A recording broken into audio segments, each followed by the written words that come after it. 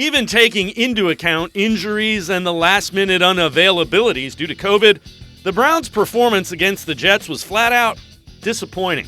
A win against one of the NFL's worst teams would have put the Browns in the playoffs, but instead they fell behind the Jets early and never recovered. The offense had 2 turnovers, and they also missed an extra point. Those are things good teams just don't do.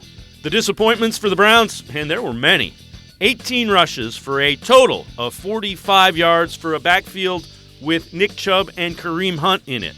Yes, 2 of the offensive linemen were missing, and the Jets were selling out to stop the run. But the Browns threw the ball 53 times with their top 4 wide receivers unavailable for the game.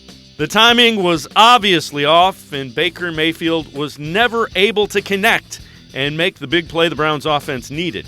Even more disappointing was the defense. The Jets lack playmakers on the offensive side of the ball.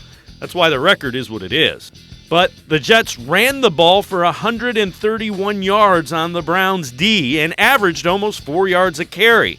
Frank Gore, close to collecting his Social Security check on his way to Canton, ran for 48 yards, more than the Browns ran for as a team. And the Jets' mediocre passing game scored 3 touchdowns on the Browns. Remember, the line and the secondary on D were close to full strength.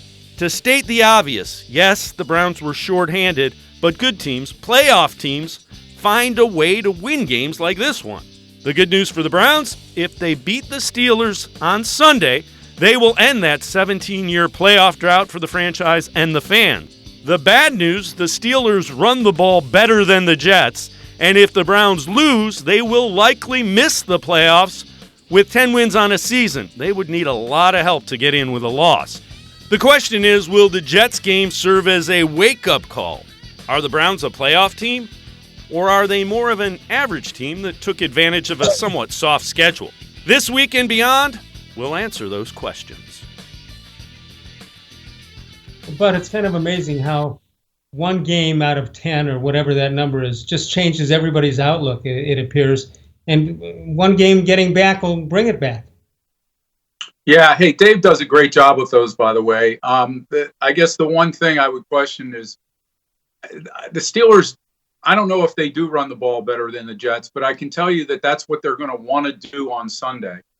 Whether they have Roethlisberger or Mason Rudolph behind, they need to establish something with the run on Sunday that gives them a little more balance when they go into the playoffs.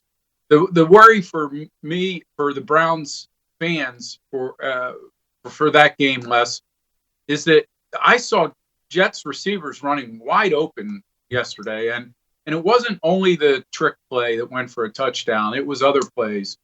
And if Roethlisberger gets a little bit of time and he's going to try to throw those intermediate routes and that underneath stuff with Juju Smith-Schuster and that can be a real problem for a defense that's coming off the kind of game that the Browns played in the Jets. So it's going to be a challenge for them. Obviously, if Roethlisberger comes in and plays the whole game, which I doubt will happen, it's still going to be a challenge if he doesn't play the whole game.